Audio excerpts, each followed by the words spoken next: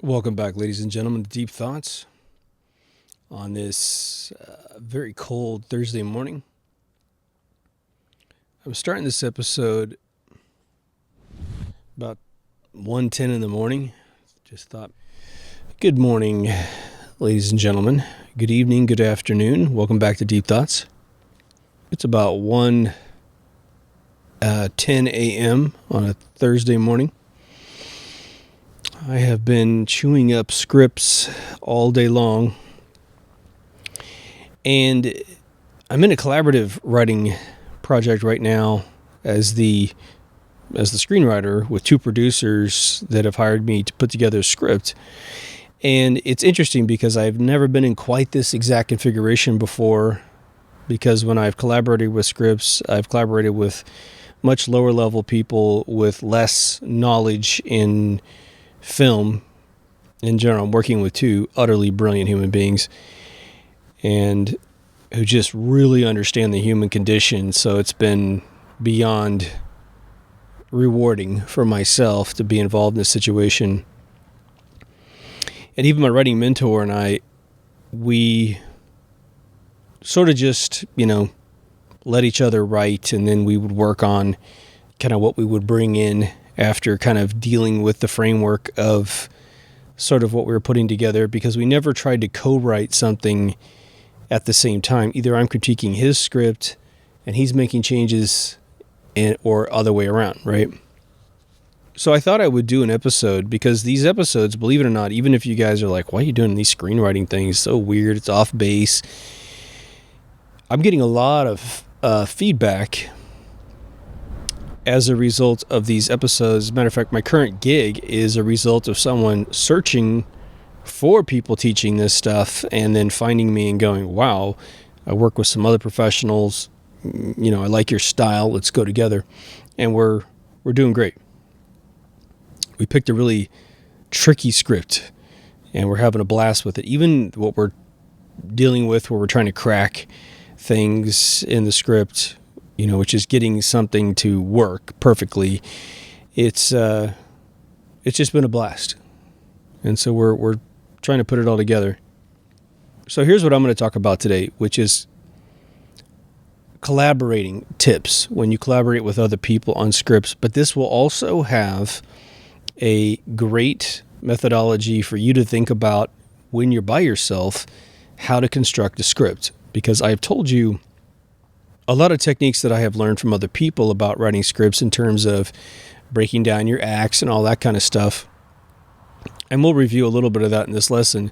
But the major element is, in this particular episode, will be what layers go first, second, and third. Because your script has, a timeline.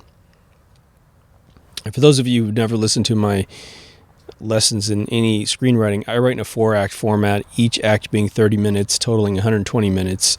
The classic method was 3 acts, which is the center act is 60 minutes. And what I found from Sid Field teaching, which was excellent, is just that my brain has a hard time conceiving of 60 minutes as one act, because you are absolutely aiming for a center point in the movie where something massive happens.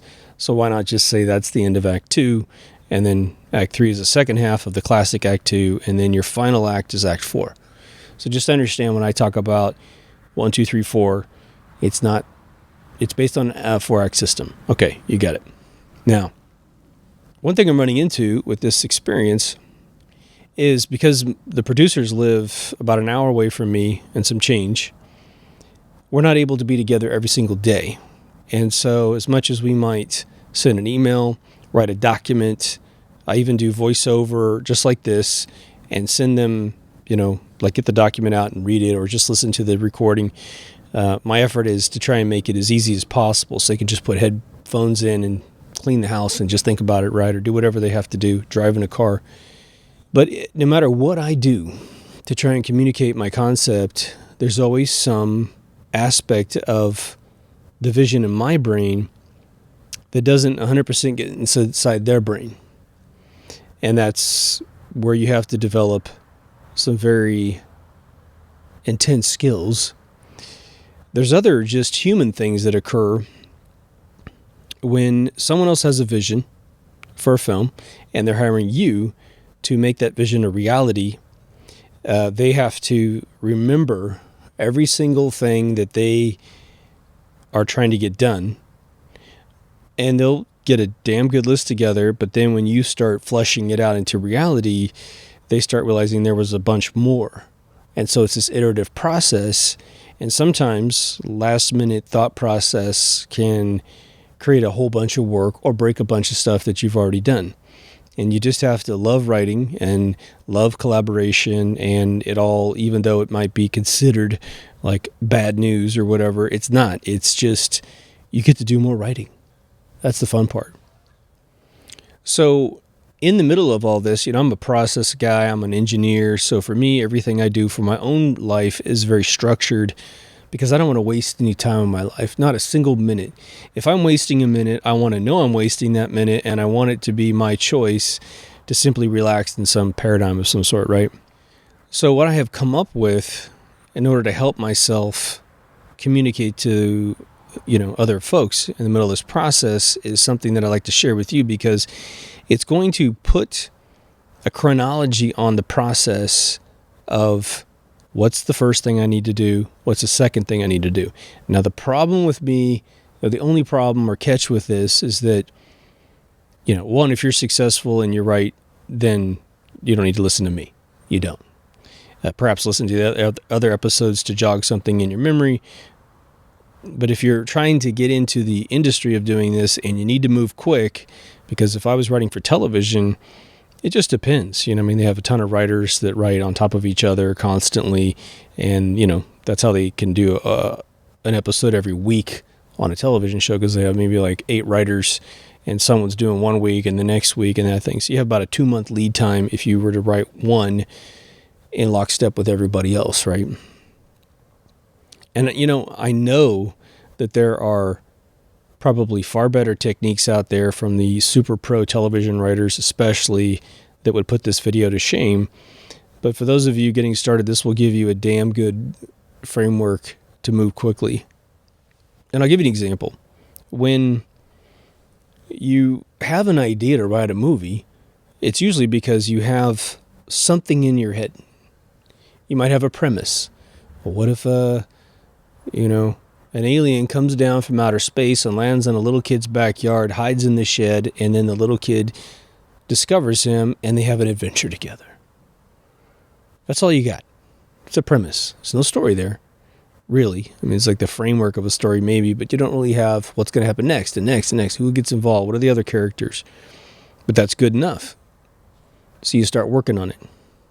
The second type of thing that will happen to me all the time is I see a completely finished scene that's just either hilarious or gripping or interesting. Could be, I've had movies come to me for some gnarly hitman scene. I've had movies come to me where a guy tries to kill himself. It just happens. And so you have that little tidbit. And, when Steve Jobs died and Johnny Ives went to the podium at Apple to kind of pay his respects to Steve, he mentioned something that Steve Jobs used to always say, and this is very indicative of these ideas. And for those of you who are musicians, it's exactly the same thing. You got a riff in your mind, you got a melody or something like that. You got the A but not the B or whatever. He says it's like catching a butterfly. Your idea is the butterfly. It's a very tender object being that you can't just grab with your hand. You have to net the butterfly and keep him safe, and then put him wherever you want him, and so you can see him every single day and make sure he's healthy, because he might die, and if he dies, then what's the point of having it, right? Once you catch it, you can make it grow or help it grow. And so that's why most writers have some sort of dictaphone or that type of application on their telephone. So when they have an idea, bam, they hit it, they record their voice because they might be driving or something like that. Old school comedians, they usually carry around one of those little tiny notebooks and a pen, and they just always pen it into their notepad and then develop it later. And this is how you incubate your film up from scratch. And the process can last up to 2 years. It could last 10 years. Last film I wrote for myself is a concept I've had in my mind for 10 years. It was just this little tiny loose treatment. In fact, when I gave it to my agent, it was just like a paragraph. I thought, oh, this looks pretty cute. And then later I said, which one should I write next? I want to change the style up quite a bit from everything I've been writing. One before that was Tron 3. And then there was a couple other hardcore scripts.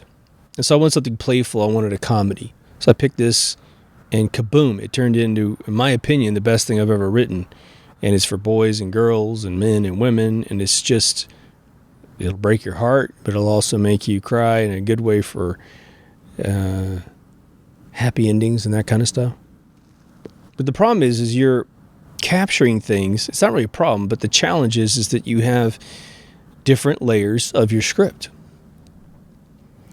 And if you don't know what bucket your current thought process is lending itself to, then you will have a bunch of notes, but you don't know quite how to sift everything together. And I'm going to give you a little layering system here so that you can always find the bucket. And sometimes that's all you need. This is a paradigm for writing screenplays. Now, on paper, you are going to create, obviously, some premise that you have thought up. Again, robot travels from the future, comes to the past, and tries to kill a person that's going to have a baby that's going to fight the robots in the future. That's a premise. You might think that's a story, but you really don't care about any of that until it's a beautiful woman that is the person he's going to kill, who's living her own life. She's got her own struggles, and here comes a goddamn robot out of thin air trying to kill her. And she now has to grow up and go from a average, person to being a super robot killer. And then I'm sure that was the premise, which then later on they thought, okay, I need to add some characters. We need to twist this up. And then John Connor shows up as her husband, or, the guy that's going to knock her up to have this kid that's going to grow up to be the one that's going to cause the problems in the future. So they spice it up a little bit. Now, once you have your premise down, and you will continue to mold your premise, you will. Because, it's just like, again, it's like if someone were to show you the interior of a spaceship and it just had one button that said, go where I'm thinking, Hollywood would not make that spaceship unless they were making probably a comedy, or they really worked hard to sell you this one button interface, right? Hollywood will make a super command center, something gorgeous with the latest and greatest concepts and interfaces, materials, what have you. Remember, like the new J.J. Abrams Enterprise bridge was just beyond gorgeous. Nothing wrong with the old ones. They're their own level of brilliance, but what he did was brilliant to reboot the franchise. Poor guy didn't have a decent script, but since he created Fringe, we'll always write that guy a blank check. But once you have your premise, you then have to put your story on top. And so your first layer down below is your premise, which is literally, it's the first constraints in your universe that your story has to obey. So if your premise for Star Wars is the Imperial Force is going after the Rebel Alliance and vice versa, well, who is the Imperial Force? Well, they seem to have gobs of cash. They have massive weapons. They have incredible scientists that can make these weapons. They always show up with bigger and bigger ships, bigger and bigger Death Stars that can destroy planets, for Christ's sake, right? And your rebels are always dealing with scrappy stuff. Everything is barely painted, and you just kind of duct tape everything together. Still a premise. And then you start introducing your characters. Well, Boy Wonder, Luke Skywalker meets Obi-Wan Kenobi. They find out they have this connection through his father. He desperately wants to join the rebellion, and they make a pact. They go to the cantina in Tatooine. They find Han Solo and Chewie. They rent a ship. They're going to rescue a princess because there was a little message in a robot. It's a little bit between the premise and the story. But the premise can control, well, is there light speed? Is there not light speed? Can you really destroy a planet? Yes, you can really destroy a planet. There's a dark side and a light side, facilitated by the Force. So as you write your story on top, well, what's the situation with Luke Skywalker? Well, he lives with his aunt and uncle. He's stuck there. He really wants to go join the academy or learn how to fly, and his uncle's like, I need you here.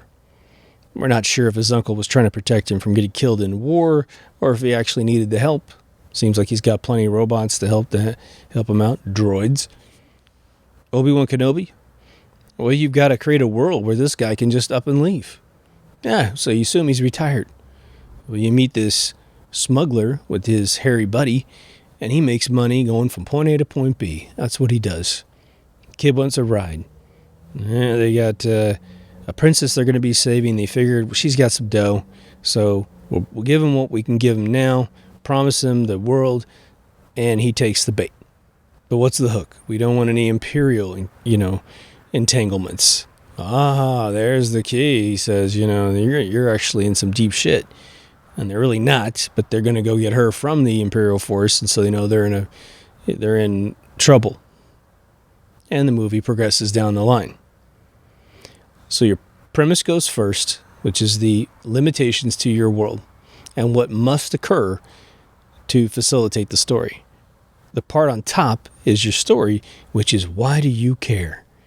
Why do you care? Why do you like Luke Skywalker? Because he's an innocent kid. George Lucas purposely asked Mark Hamill, as I understand it, to play sort of a whiny kid. All right. But the genius continues in that franchise, especially for the first movie, all the way to the end. Luke is trying to convince Han to participate in this run against the Death Star, and he's like, sorry, buddy, I want to live, and you guys are all a bunch of suicidal maniacs. And he's just like, you know what? If they win,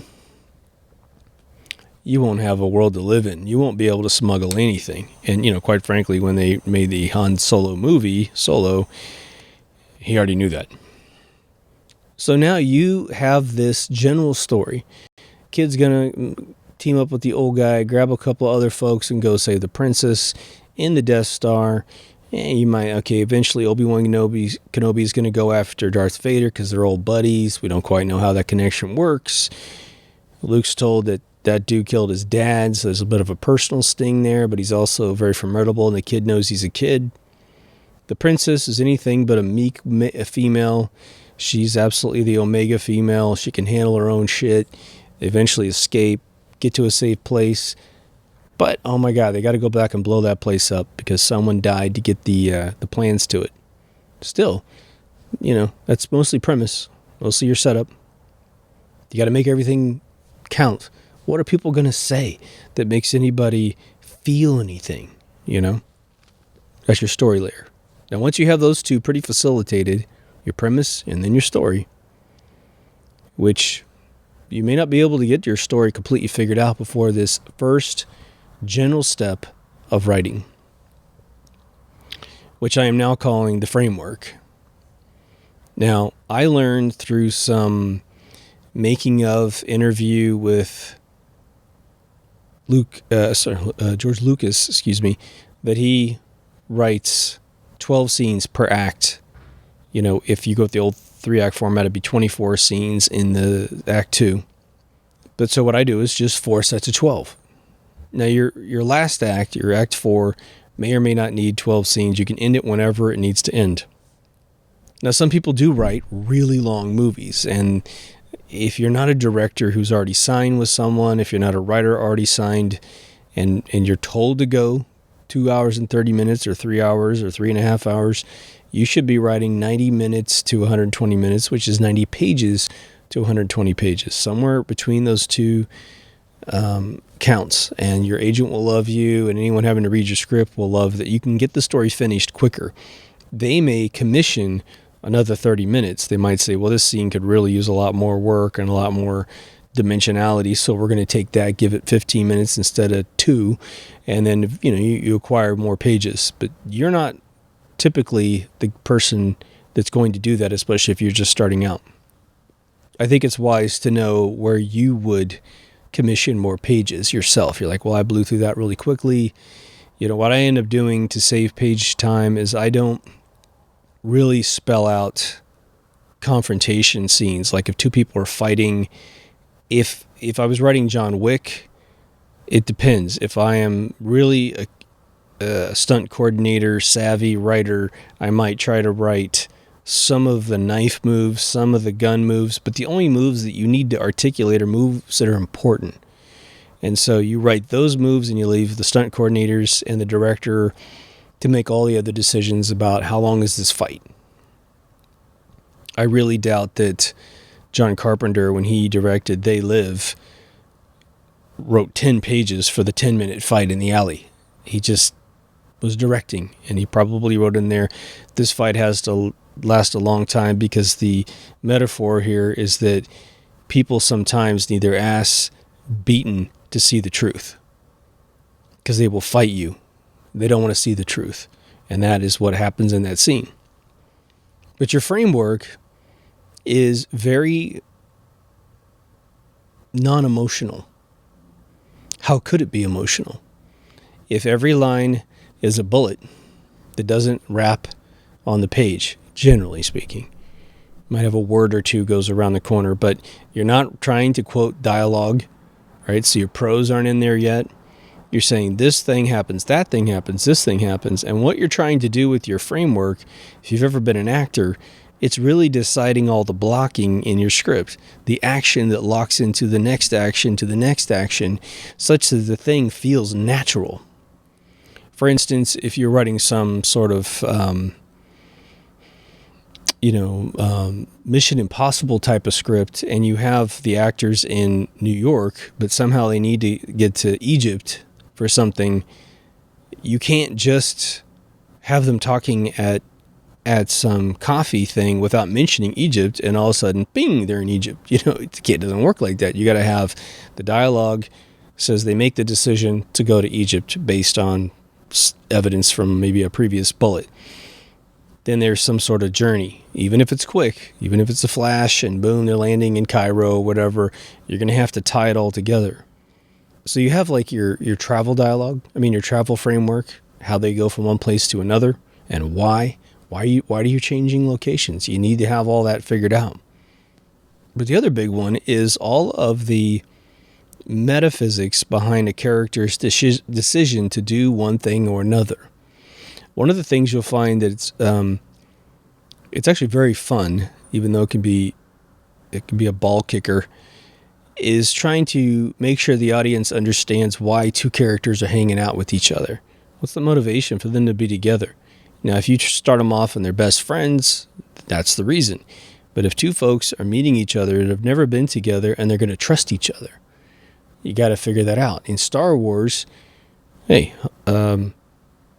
have the old man deciding to travel with Luke Skywalker pretty much when you have this message from Princess Leia pop out of this little droid called R2-D2, and then his aunt and uncle are murdered, as well as the Jawas are murdered by these Imperial forces. So it's like Obi-Wan Kenobi is a Jedi, and Jedis are sworn to sort of protect the innocent. They're like the greatest police officer force in the galaxy, right? And so even though he's old, and he probably has some back pain, he's still going to go with the kid to get him sort of to his destination, okay? Kid doesn't even know where to commission a vehicle off the planet. And so the old man says, we got to go to the canteen. You got to watch out. This place is the nastiest place on planet Earth, or on planet Tatooine. And so he ushers the kid through the negotiation process, because the kid's real jumpy and young and idealistic. And of course, Han Solo's like, man, I'm going to take this kid for everything he's got. And of course, the old man's next to him protecting him. So what makes them all get together? Well, two of them are on a spiritual journey to save a girl. The other guys are just out for money. Chewbacca is welded to Han Solo for a million previous reasons where they saved each other's ass, and so they're bound at the hip for that reason. So two guys are going for greed. Maybe one guy's going for greed and the other one's just his buddy, and then the other two are going for a moral uptick reason of actually saving someone from the nasty empire. But here's the thing. You might have it really well thought out that this is the reason why my characters hang out with each other initially. But then things change. If you're running a decent script, you are challenging your characters constantly, right? There's the Robert McKee. You have to get his book. His last name is spelled Mckee. His crowning jewel is a book called Story. He has another book out, which I do not own, but I've been to his class enough. I feel like I have that already. And he mentioned the last two seminars or whatever 4-day events that he was putting this book together. He is the genius, but he's also so intense that for newcomers, he might be a little too intense. I don't know. By the time I found McKee in 2007, I had been writing off and on using Sid Field's books for 17 years. I'd already finished my first script, but it was sort of like a pipe dream at the time, something I wanted to do, but I was very busy in other things. But when I met my writing mentor, it became real, and he goes, like, I'll help you, but you got to go to his classes. And so within 2 months, I was in one of his classes because I just happened to hit it at the right time. But I will tell you, he does add more in the class than is in the book, but he barely misses a thing in the book. He just elaborates in the class from the book. He doesn't use his book, but that's what he teaches. And he reads the book in audio. So my recommendation is buy the book on audio and just run it in your car 100 times until you can recite it yourself. It doesn't mean you're going to be able to accomplish what he's telling you to accomplish immediately, but you'll get there. So after your characters get gapped, this is what he calls it. What's a good gap example? Person has a normal wake-up routine. They wake up out of bed. What do? They go and brush their teeth. They turn the coffee pot on. They brush their teeth. Maybe they take their shower, and then they come out, pour themselves some coffee, read the newspaper, check on their cell phone, leave, get in the car, and go to work. That's their thing. This particular day, they try to turn on the coffee maker. It sizzles. It burns out. Now, if they want coffee, they're going to have to either find a new way to make the coffee in the house, or they're going to have to add going to some coffee place before they go to work. Now, it means they got to rush a little bit because they're going to lose about 15, 20 minutes standing in line because they just know how that shithole works downstairs, right? But they go to the bathroom and the tube of toothpaste is empty. The hot water's out. I mean, just everything goes wrong. And this forces things to occur that wouldn't normally occur, thus changing the day where you can add more things. So they're standing in line for the coffee that they never stand in line in, and he or she meets either a scammer that's going to play them that day or the love of their life. But that person doesn't recognize that they exist. And so we're on with the premise, right? They're going to try to find this person or escape this person. That's a gap. If two characters are together and they are incurring threats especially, then each time a character encounters threat, if your characters are made properly, they're very different from each other because nobody wants to see like 4 Arnold Schwarzeneggers together doing the same exact thing. Even the Untouchables, where he has all the other superhero guys in the movie with him, all amazing leading actors that, are essentially their own little James Bonds. They have the constitution to stick in the game because they're trained soldiers, and that works. It's not as interesting, but they all have a different take on what they should be doing and how they should be doing it, and that's where the friction comes in. That's where the script starts to pop for your mind, right? So the framework has 4 pieces, 4 acts, 12 scenes apiece, roughly. They must total up to about 30 pages a pop when you're done. So, some scenes might be, and you might have 15, 20 scenes in a particular act because some of the scenes are just little visits to a situation that might be 60 seconds long. And so it's not long enough to fill up the 30 pages. So go ahead and, don't feel guilty. Go ahead and add more in there. And you may have a situation where, like a Tarantino scene that might last 8 to 10 minutes. And what if he has 3 of those? He only has 3 dots, 3 bullets in his first act. But he's going to probably sub-bullet those acts to really talk about what's going on at those locations. Now, I want to pass on to you a metaphor for any scene you would put inside your framework. And it goes something like this. There is an illustration, and I'll put one up on the screen here, of the classic mathematical function. And believe it, I know it sounds strange. If you hate math, don't worry, this has nothing to do with math. But it's essentially a picture of a box. And you put components in the top, and you get a third component at the bottom. A plus B equals C at the bottom, right? Okay. There would be some functions, I guess, in the world which would actually have A and B pop out at the bottom, but that's not what you're supposed to do.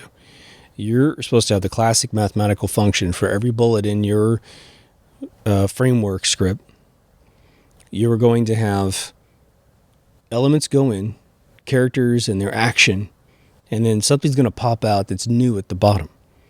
If you didn't have something new popping out at the bottom of your little box that has the scene in it, then the scene is useless. You didn't change anything. Unless there's some really special circumstance where that's exactly what you need to have happen to throw the audience off or something, you're always going to want it to change.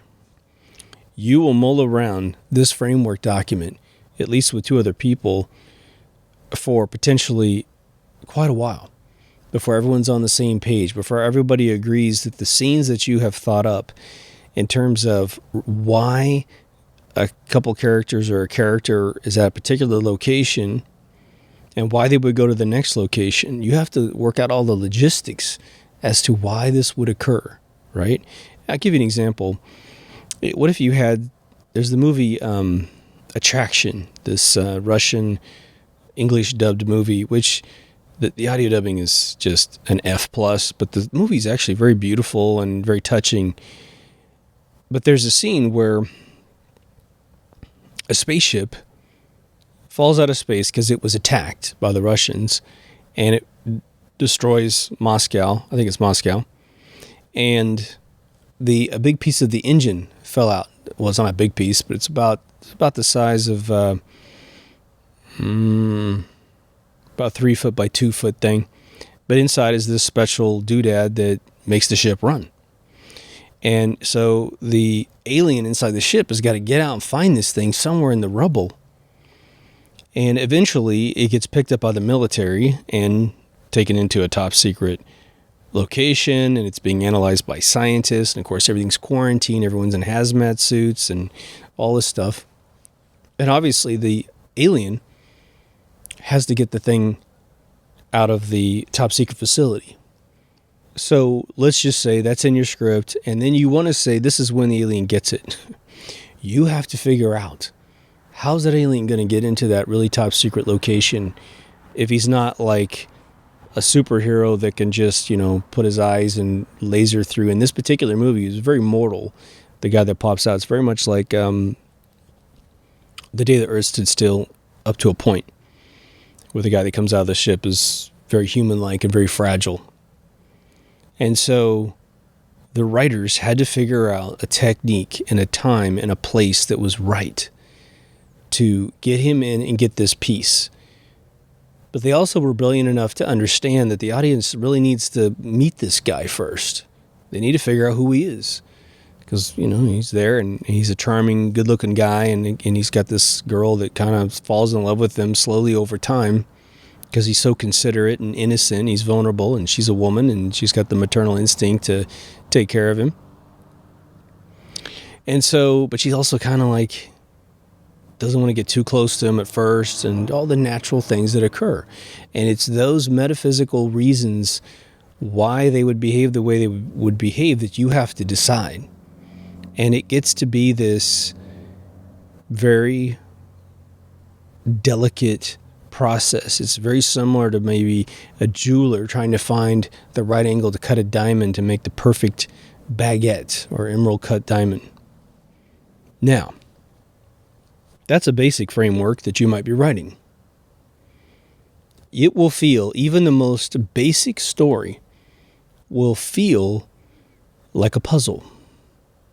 And so you are a bit of a puzzle solver when you're writing. Now, when you write a novel, you have far less constraints because nothing is supposed to happen on page 30, on page 60, on page 90, on page 120. You just write as long as you need to write. So you get the stand, 1,500 pages unabridged. So in film, you get massive discipline, and you have to be really okay with that discipline and love discipline. As much as I will bring an idea to the folks I'm working with now and they don't like it, or they feel like it should be a different way because they've seen other films do it differently, it's still, for me, super exciting that I was like, I get to go back into the puzzle and rebuild it. You have to be that kind of person. I mean, that's what I recommend. Now, you do get a bunch of like prissy writers that are, they'll scream and shout out Hollywood destroys their film. And that does occur in a very blatant way. Sometimes the most minimal changes I will hear writers talk about, they're just complaining like little whiny kids. And you're like, dude, this business isn't for you if that's how fragile you are with collaboration. Collaboration is the beauty of bringing together everyone else's ideas and then watching on the big screen and going, oh my God, that part was mine. And you were right. That scene was awesome when it finally got put on screen. And you have to trust other people's instincts. And that's why you want to build a good team, because magic happens, let me tell you. Now, let's say, in addition to a normal script, you actually are going to write some sort of tricky, twisty mystery. Because if you so much as want to put a twist in your script, you're onto a mystery. And some genres really lend themselves well to twists. I think that because we've seen all of the standard storytelling so much, we may be getting to the end of a twist era for a while, but I'm not sure we're quite there yet. I think a clever twist always makes the mind go, oh my God, it's just a fun little thing. Like, for instance, I think in Star Wars New Hope, Episode 4, the twists were, fairly minimal. There were surprises. I mean, when Aunt and Uncle Veru get killed, that wasn't something we all saw coming. When Obi-Wan Kenobi gets struck down by Darth Vader at the end, that was definitely a surprise. But man, nothing will touch the conclusion of Empire Strikes Back, right? A true twist. Now, when you're trying to figure out how much time it's going to take to create your script, I would say that, and I missed it on this particular project, where if I'd really thought it through and thought through the level of difficulty of adding another layer of logistical twisting, you have to add a little more time for that. And because I can write fairly quickly, I'm probably fine with the current project I'm on, but I probably would have added another month just to handle the twistiness so that we could really, hone it down. But once you have your framework laid down and everybody feels comfortable, your next layer up is to do your breakdown sheet of all of your scenes. So what did I say your ideal framework document would look like? It's 48 bullets separated into 4 pieces, 4 groups, roughly. And it generally tells the whole story. And anyone who knows your film, and we're going to talk about collaboration at the end of this thing, anybody who's working with you on the script, they're filling in all of the stuff that's missing from those bullets, because you've already had a conversation with each other and you generally know where you're going with things. But your next layer up is to take every bullet and turn it into a 100% paragraph of what is happening in this scene, what is important in this scene. If anything is being said that's profound, you got to call it out to the best of your ability in this early phase. And so that document might go as long as, well, I say as short as 8 pages, could go 20, 30 pages. It just depends.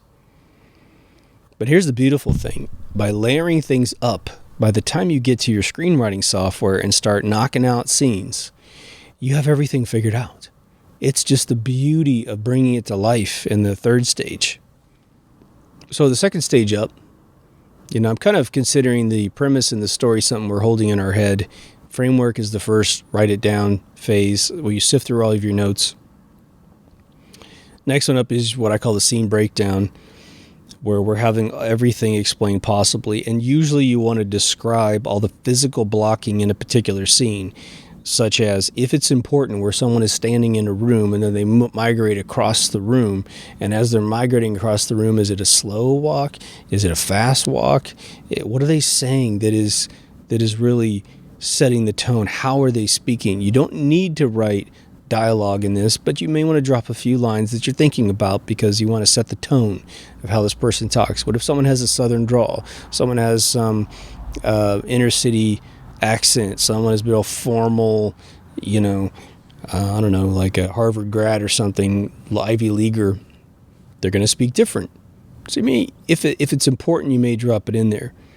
But the other huge part is, what are the big action moments? And again, we go back to that function model.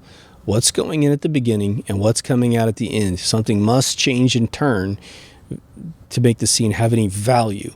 And this is where you can start evaluating your bullets, because if you realize what went in is pretty much what comes out at the bottom, you either need to clip the scene 100% or rethink the scene to really twist things up.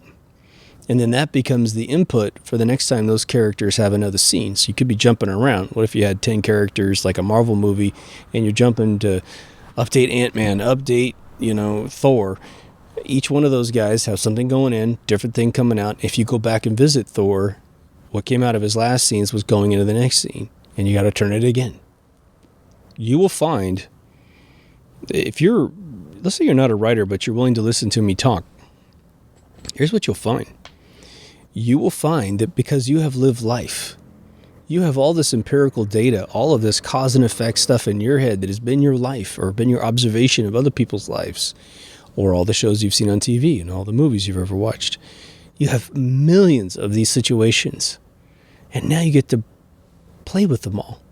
It's sort of like my analogy of someone who learned formal recital music and can't write their own music. I can understand that because in the end, the person with the recital knowledge has all the keys in their head. If I say go to E minor, they're like, okay, yeah, sure. Now what? I'm like, we'll play some of the chords in E minor and let's listen to them. And let's find a progression that works. Let's build some tension. Let's do some release. Let's do a chorus, whatever. And that's how it works. And writing's the same exact way. Now I'm going to move on to the next two phases because they're going to be fairly quick, and then we'll loop back around for the collaboration part of it, because this is where you'll start realizing that you probably don't write down everything that you're thinking in your head, especially if you work alone. So the next step up is actually starting to write the script. Now, most of you understand that a script really has three basic elements. It has your scene declaration, where are we? Internal, external, time of day. Next thing is your action. Now, inside your action, you're going to set up the scene and really describe the world that they're in. Anything that's important is listed in this paragraph, the opening paragraph. Everything that's not important, you don't type it in. Screw it. You don't care if it's sunny out because it doesn't matter. And what that does is that allows the director to look at the scene and go, oh, this would be really good in a rainstorm. Now, they do want that from you as well if it matters, but if it doesn't, leave it open and let them figure it out. One of the classic problems that people in Hollywood who become screenwriters from some other technical discipline, they will want to talk about what camera is being used, what lens is being used, and that's just a quick way to get your script burned. So don't do that. Remember, Shakespeare, when he wrote no action. He only wrote the dialogue, which was what they call the prose, right? So you have scene, declaration, where are we, time of day. Then you have your action. Then you have your dialogue. And there are transitions and other things that are happening there. But, if you want to set up, perhaps this is happening in 1985, I use a transition format, which is, it's right justified. So to you, it's over here. And I'll just say 1985 or whatever it is. Then the scene, then the action. So the brain's kind of figuring out. But I will say that a lot of times when someone's reading a script, they don't track to the right to read the transitions. So I've handed scripts to people that if I left Justify the year, then they see it. If I write Justify in a transition, they don't see it. It's just funny. And just as a quick note, in case you guys want to know, usually a professional script doesn't have any mores or continues at all. So their software always tries to help you that if someone is speaking from another page, their dialogue cuts the page, it'll say continued in parentheses. Or if they speak again, it might say, I can't remember what mores are used, but turn all that crap off. Just leave it the core script. People know what's going on, okay? If they're going to make your film, they've done it before. They don't need a bunch of flowery crap taking up space in the script. If you need to make a script hit a certain page, a final draft, the industry standard for writing scripts, will play with the margins for you. You just tell it, this is 90 pages, I really need it to be 110. It goes, all right. It starts spacing everything out. It's pretty brilliant. But now, okay, so you're writing your movie now. You're using your pre-approved scene breakdown. Everyone's on the same page. And let's say you have some people from different parts of the world. Let's say you have a guy from Liverpool, a kid from LA, and a country bumpkin from Kansas. One is 25, one is 45, and the other one's 65. Oh, man. But you need to get the script into its first, altogether constructed amalgamation of everything you've done, the framework, everything you've done, your scene breakdown, and you just really need to get the script. You don't want to ever create a situation in a creative realm where in your first pass you get blocked because you're like, how would this guy say this? Don't worry about that right now.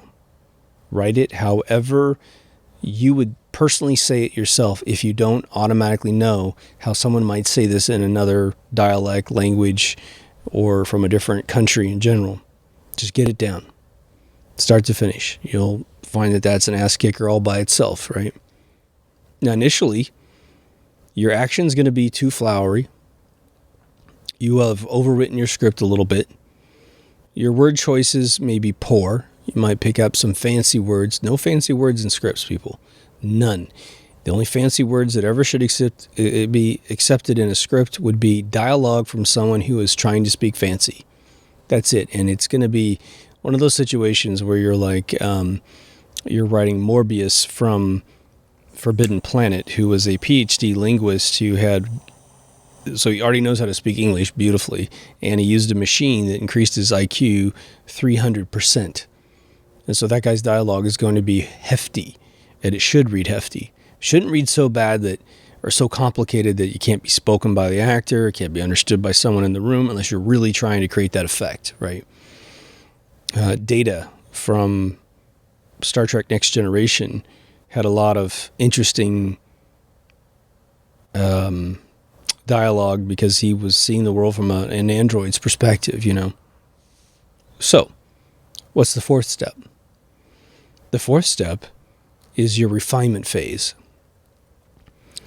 Now, refinement goes without saying, so I usually would say that might be sort of a fifth step, but I will tell you, you can break it into 2 extra steps, I should say. So I like to do refinement at the very last step, okay?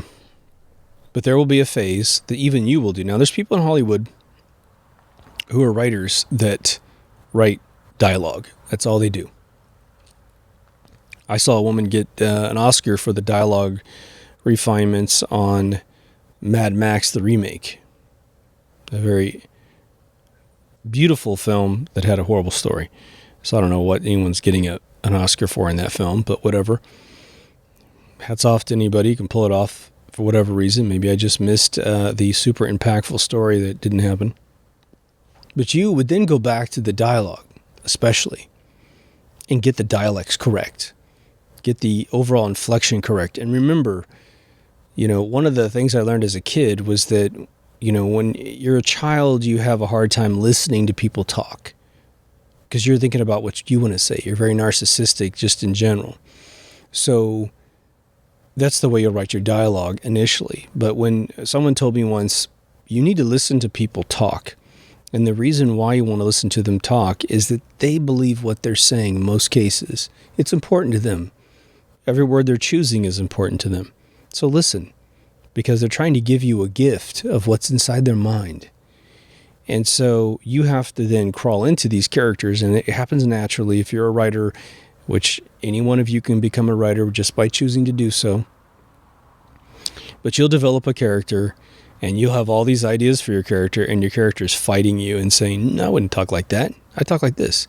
And they become little mini actors in your brain. You know, what if you told Marlon Brando to say a really lousy line in a movie? He's just going to look at that and, I don't think so. I'll get you there. I'll get you. Don't worry about it. I'll get you there. And he just would improvise something or write his own line. And he'll get you there because he was a master thespian in his day, right? For instance, I've been told several times that Martin Downey Jr. has his own writing team. So when the Marvel script gets turned in, his team comes in and makes it the Tony Stark dialogue, the funniness, the quippiness. He knows what that character will say and what that character won't say. So he has his own DNA to it, either personally or he hires his team to do it. And that's why that character rocks on camera every single time. So this is a set of steps to keep you moving quickly through the process because you have a process as opposed to just randomly getting there and going, well, geez, how did the other guys do it? I'm telling you how they do it, or at least how I do it, that really works really, really well. Now, I'll throw a few tidbits out there for refining your script in general that I just said a little bit of it, but the people don't like to read scripts. Almost nobody does. Maybe your readers like to read scripts, but a layman especially doesn't want to read scripts because they're weird. They're not like novels, which really flower up everything. And by the time someone speaks, man, you have everyone's consciousness fully explained on previous pages, right? When you are telling a story visually, obviously the only action that you're going to be able to describe is something that's visible. You can't say what anyone's thinking. And so everything that they are thinking, if it's not coming out in spoken language, which is sort of the cheaper way to live on screen, the best way to live on screen is through action. An expression on someone's face, if it's important. You may want to throw a little sentence in there. But now here's what I do to keep the reading process moving very quickly and keep it really rewarding and make it such that when the reader is giving me the benefit of their life to read my script, which is something I think that you can only technically ask someone to do one time. That's been my experience. Besides, I don't even think you can get a professional to read it more than once. You could show them a particular scene that you've refined and then, maybe you just read this one daily. It's like 4 pages or something. And then, yeah, that's way better, But asking them to reread the whole thing from start to finish, almost never. So what I do is instead of writing gigantic paragraphs of action, I will find any reason in the book to, one, refine every sentence down to its shortest possible maximum impact to say and portray everything that I need to happen inside the camera. But my goal is always to write one line, carriage return, which gives you a double space, and then the next line. And because that's what happens in a script, right? So if you make someone flip the page and you've got monster paragraphs, you better be one of the most masterful writers in the world, or that better be a really important scene. It better be something that you have built up so much in your script that they want to read those paragraphs because they probably immediately, regardless of how much you beef it up, they don't want to read it. Now, if I were to give a Star Wars fan the script for Star Wars 9, they're going to read it, okay? And because they have a pre-existing commitment to the script. But unless it's like that, they don't usually get through it. So you are on the hook for every single word. And a funny little analogy I'll give you, if you're still trying to piece that together in your mind and kind of go, well, what mental frame of mind do I get in to make sure that every word is refined to its best, version? For any of you who've ever seen a movie where someone sends a telegram, telegrams were constructed in a way that you paid for every word, because you're asking a dude to tap it out Morse code to the next guy who's going to relay it in Morse code to the next guy, and they're using their energy, and you can't have it be free to send a page versus a paragraph, right? Because they're working really hard. They're not doing some other job. They want to churn out as much money in a day as they possibly can. So words turn into money. And if you ever see the movie Three Amigos, the funniest thing that happened in that film was that when the little Mexican community who thought the Three Amigos weren't actors, that they were actually real superheroes, has to send the telegram to the Three Amigos, they don't have enough money to explain the whole thing. And so the guy who's sending the telegram from Mexico to Hollywood, he helps her refine the language, but he refines it so much that by the time the telegram gets to the three actors, they think they're putting on a show instead of fighting the real bad guy, El Guapo. It is one of the most brilliant little mechanisms in a script I've ever seen. It's just great. So you are the person trying to save as much money as you possibly can on the telegram that is your script. Now, I'm going to give you one little other thing that I've said one time because I think it will finish up the refinement kind of broad strokes. And my other episodes are about all of this, so get into those. And we have a screenwriting playlist on YouTube, so just get into that. And the website also has it as well in a category list, which you can find on the front page. One of the things that I ran into in my very first film was that I had a telephone conversation going back and forth between two ladies. And I found out that in order to really portray the camera properly, you're writing internal house 1 dialogue, internal house 2 dialogue. And I kept flipping back and forth, but the dialogue wasn't really heavy because it's a high action scene. And so I asked my mentor, I said, look, what do I do with this? And I hate flipping the camera every single time I want the camera to go back and forth between the two women talking, because it's filling up the page with all these breaks and it just looks awful in the script. And he said, oh yeah, he goes, that's one of the typical ones that happens that, every writer has to deal with. And he goes, what I do is this. He goes, I flip the camera one time and then I just write the dialogue back and forth, letting the director know they're in two different locations, cut it however you like. So that was a brilliant little solution. Okay, now let's talk about collaboration for a second. I will tell you that these phases will greatly help your collaboration. However, everyone is getting their epiphanies about the film you're trying to write on a team at these different levels, right? Someone's ODing on the dialect. Someone's ODing on a particular spoken sentence at a particular scene. And so that's where their brain is. Their brain is way up on level 3 or 4.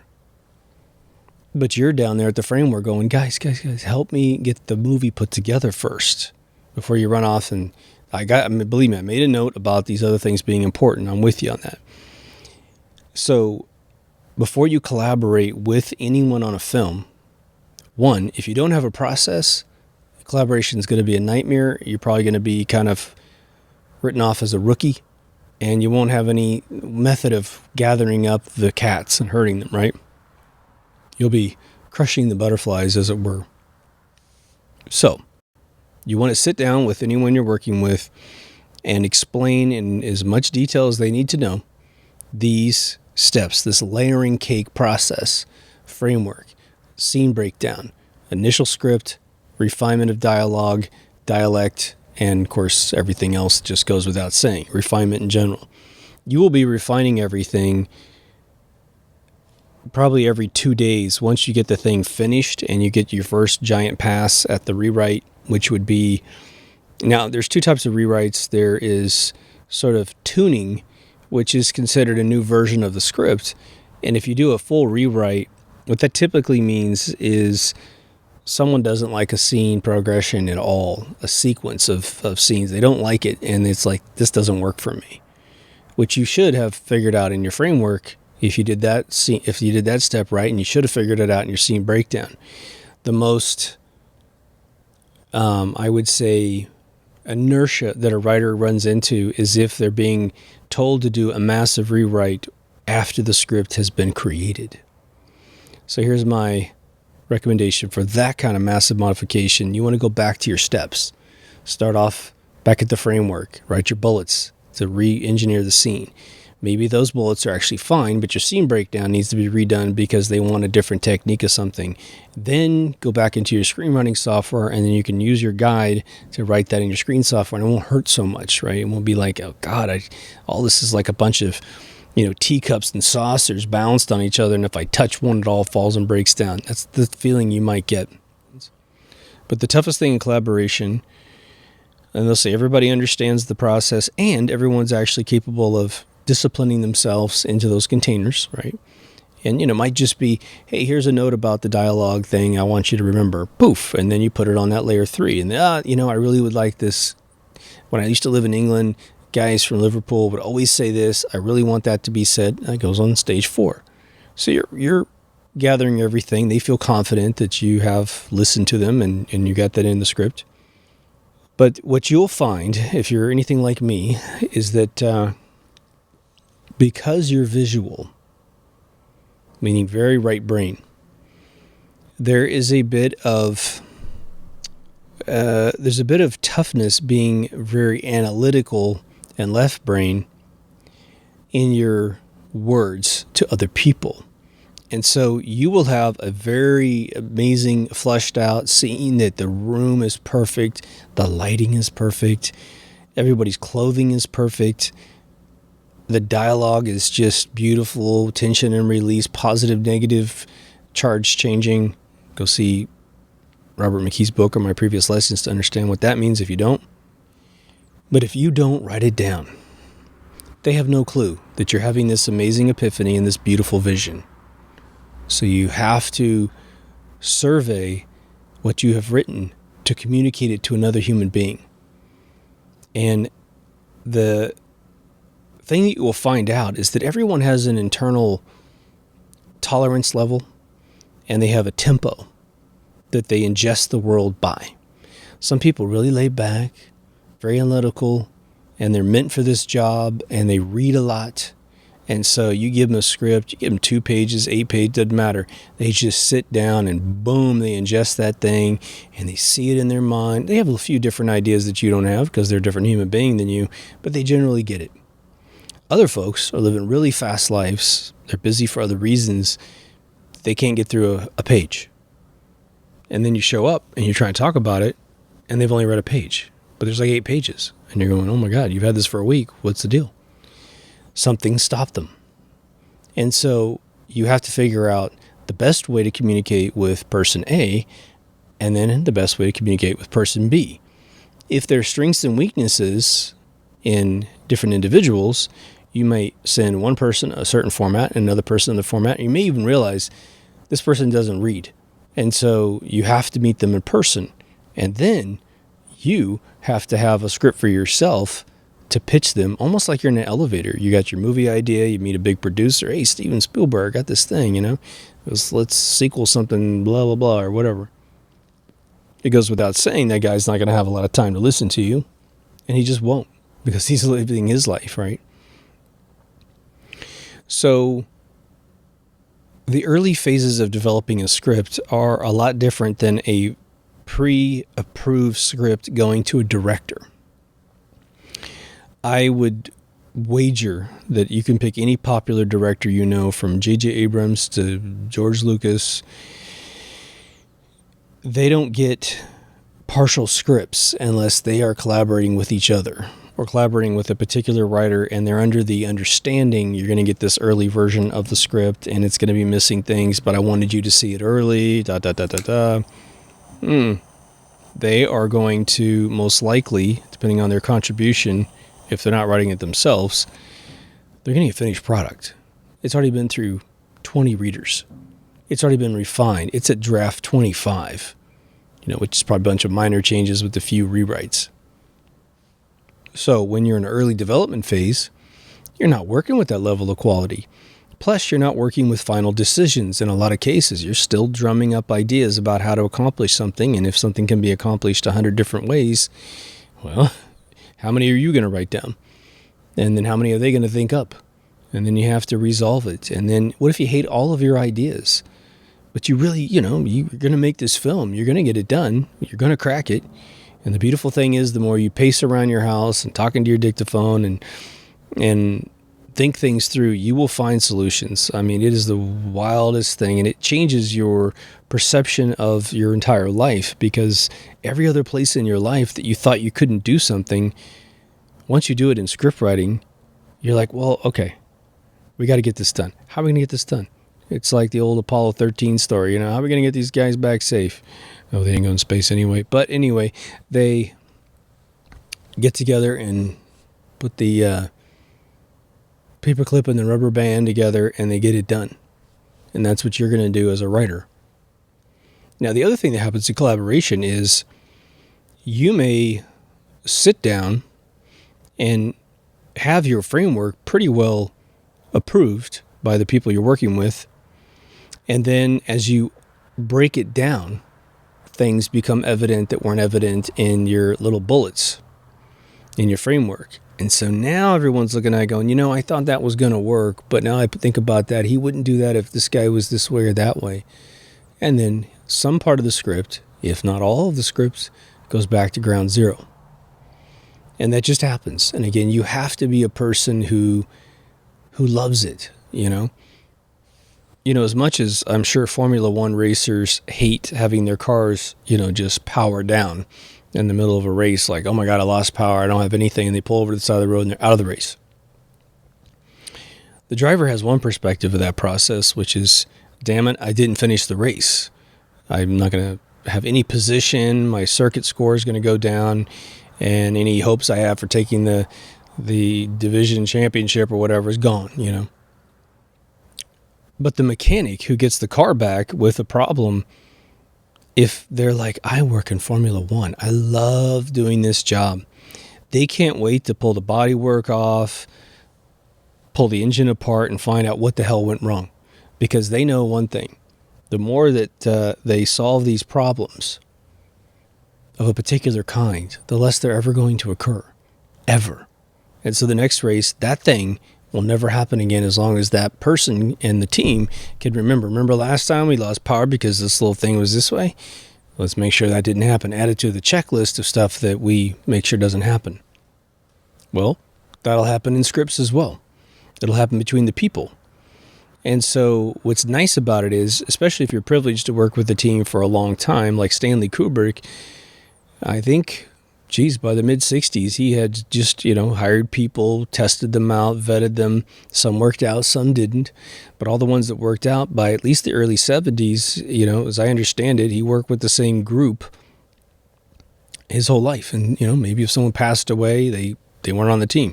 But other than that, I think he was largely outlived by most of his, crew.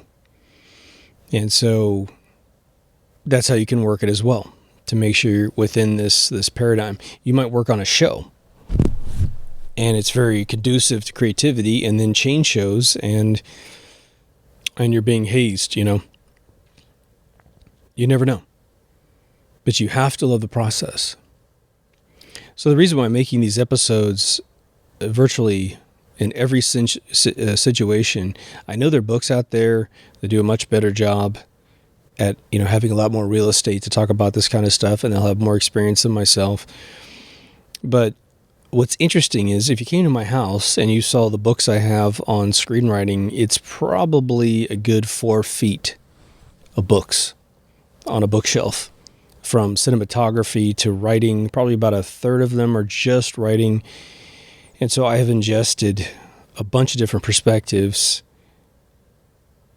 And this is the stuff that's just, I haven't found anywhere. There's no process out there. And what's really weird about most of the books that I put together, I think Sid Fields is the most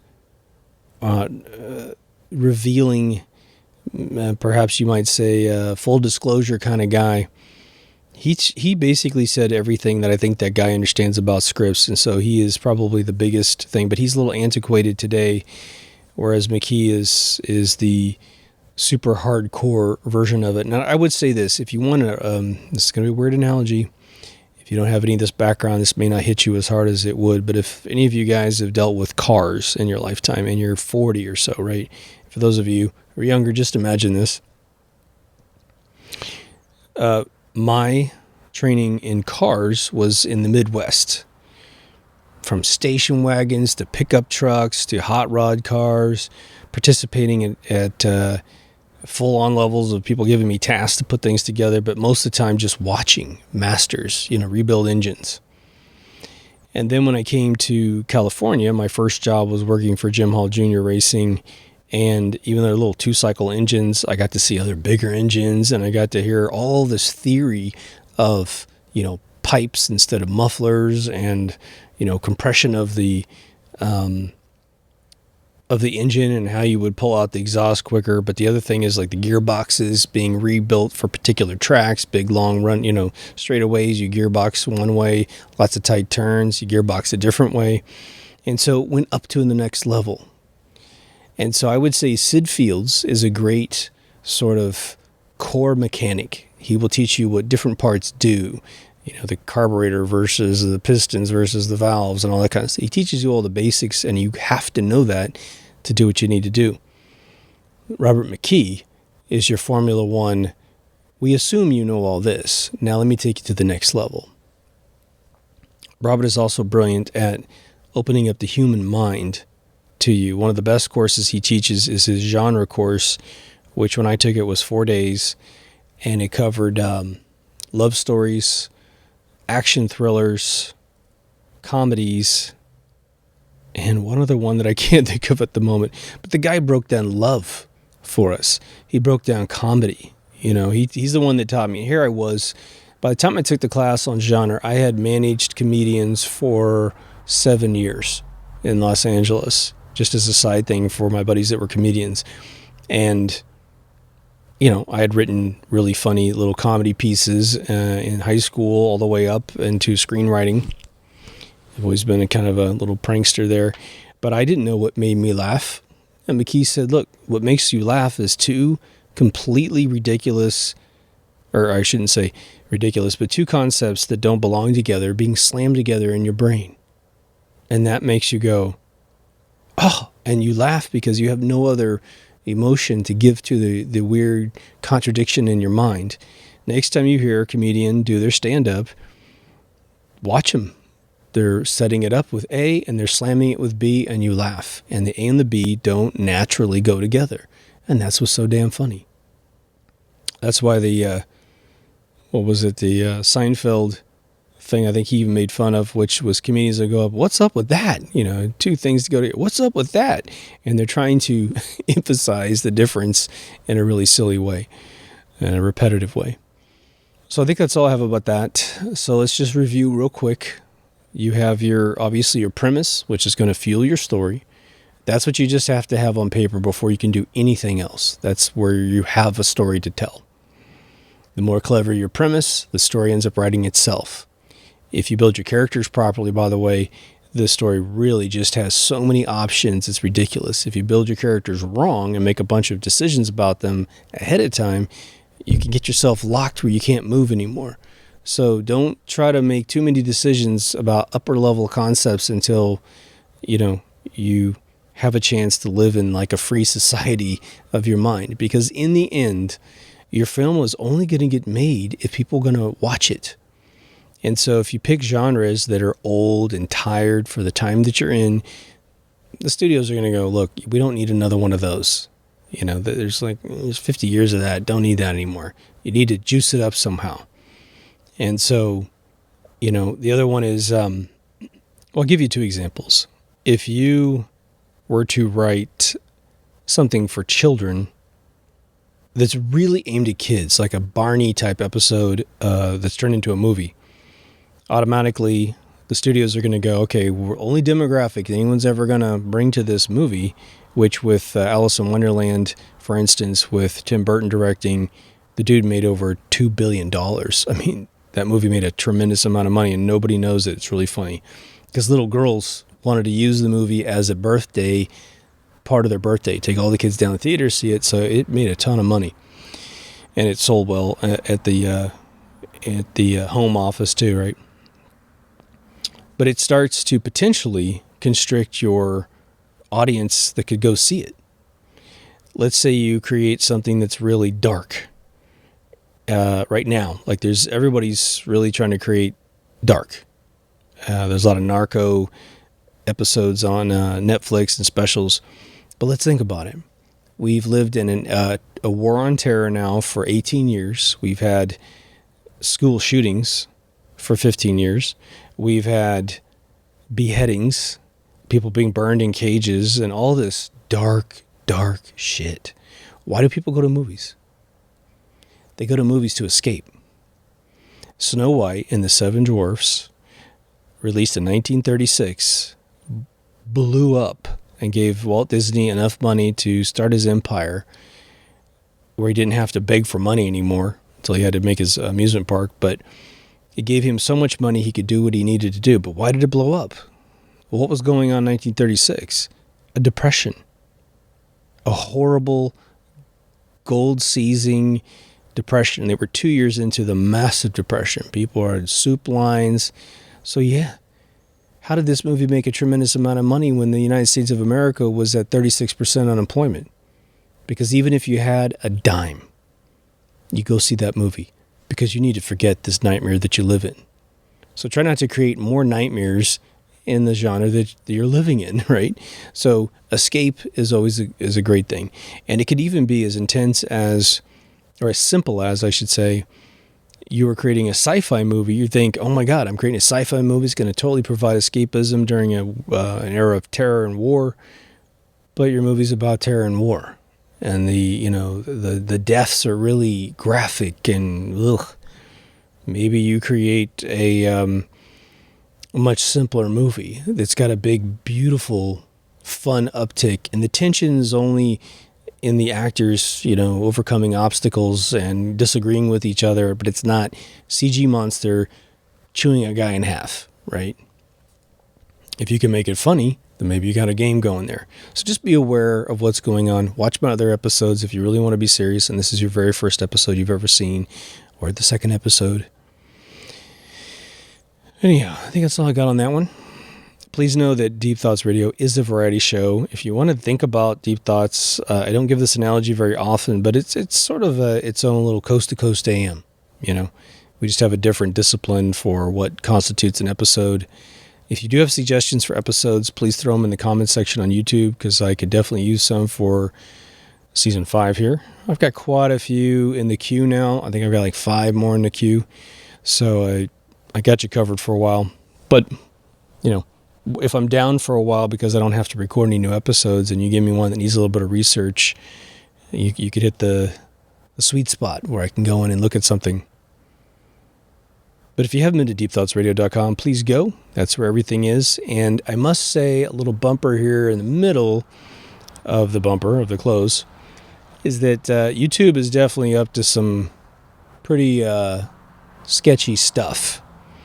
And so, we don't cover stuff that's insane much, but we have covered stuff that's insane.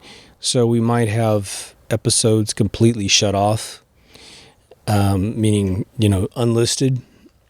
They don't necessarily send you any notice about this, but I guess what they're doing is they shut down the channel while they purge. I don't know why that would be necessary. You could just do it live. But in December, I think it's December 10th or something of 2019, they're going to roll out a whole new policy. And they've actually said if your channel isn't commercially viable, by their definition, they may turn off your channel 100%. So it's a nice way to, clip the First Amendment there. I hate to even defend this action in any way, shape, or form. If this were like a television station, they do the same thing. They do it all the time. We don't talk about those things. We're trying to create a certain feeling with our brand. So in some ways, they could definitely defend themselves 100%. So the reason why you need to go to deepthoughtsradio.com is because if we ever have to switch services, say exclusively to BitChute, which all the episodes are now on BitChute, which is beautiful. It is all 1080p, so I shoot everything in 4K and edit everything in 4K. Hell, even the intros in 4K. That'll be the only place you can get it. So that would super suck.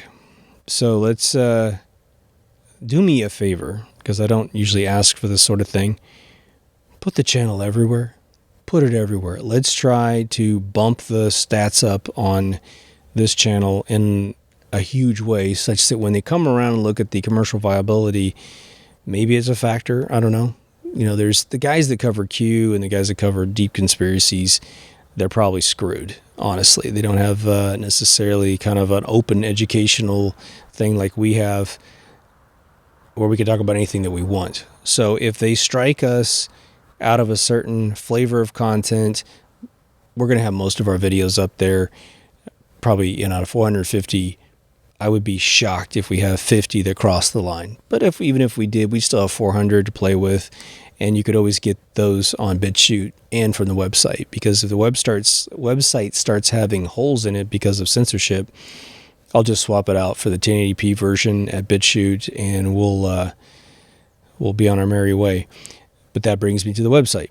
So it has two options for video. Obviously, YouTube is one of them. It's the biggest one with, I think, 4,255 subscribers right now. That should be way, way higher based on other channels I've seen that produce crap. But part of it is the play length of an episode scares away a lot of the trolls. So we don't have a lot of trolls either. But get over to BitChute. Everybody's saying it. Everybody's doing it.